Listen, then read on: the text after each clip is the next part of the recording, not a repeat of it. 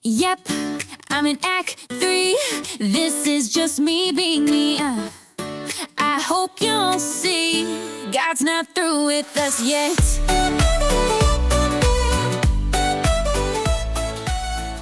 Hey everybody, thanks for joining me again.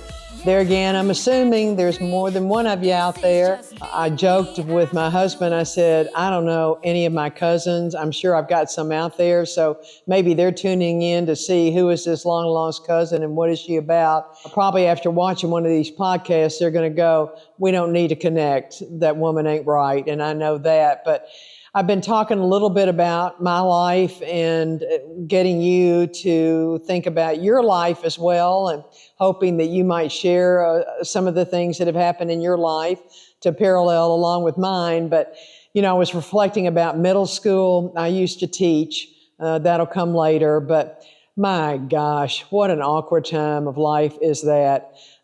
We used to call it in-between-agers, raging hormones, you know, all of that stuff. It was just, some of it you just want to black out and never go back and remember. High school, okay, you know, had a good time there. This period of my life could be weight journey loss, part 2, I guess.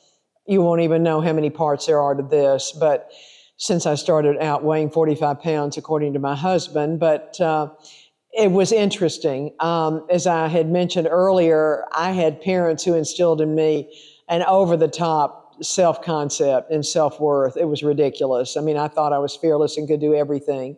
And I thought, you know what, I'm going to try out for cheerleading. Well, there again, my precious husband said, you should have tried out for the team.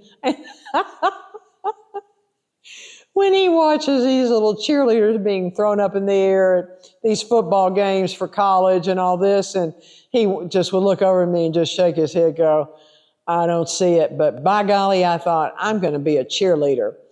Well, the problem was I couldn't do a cheerleader jump unless I was holding on to the bathroom sink. So he said, okay, let's play this out. Let's just suppose you got on the cheerleading squad. Were you going to have somebody roll out a sink for you to hold on to do your cheerleader jumps? I said, well, I hadn't thought of it quite like that, but that didn't become an issue because I didn't get to be a cheerleader by any stretch. I did get to be a finalist for Wittiest in the Hall of Fame for my high school, which was the closest I think I came to fame, but there again, going back to the infamous weight loss issues, my mother, precious soul that she was, had read about a new machine that was out there. And it was basically made from retread tires off of 18-wheelers.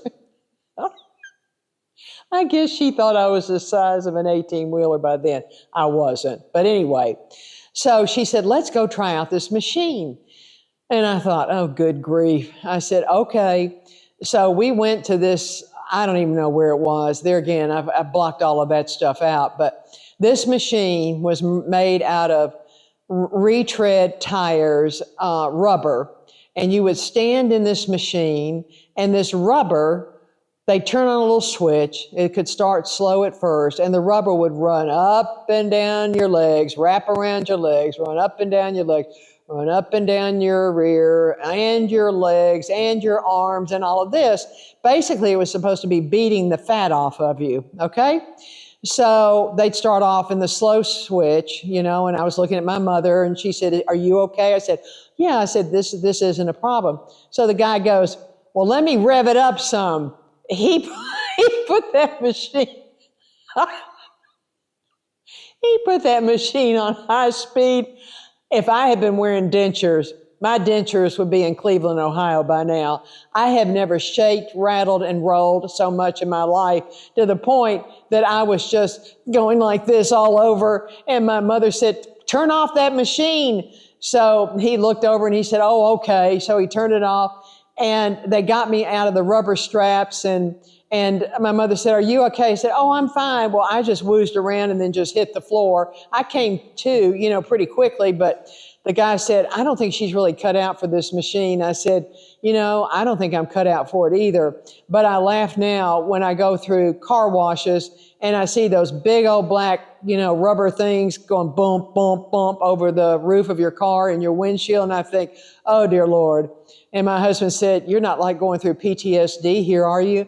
I said, I don't know, but I said, I don't need to go through any more car washes because all I have are flashbacks of that machine jerking me up and down and shaking everything in my body that could be shook. By the way, I didn't lose an inch by doing that, and I think that machine kind of went bye-bye after that period of my life. So take care. Hope to see you soon. Bye. Yep, I'm in Act 3. This is just me being me. I hope you'll see God's not through with us. Yes.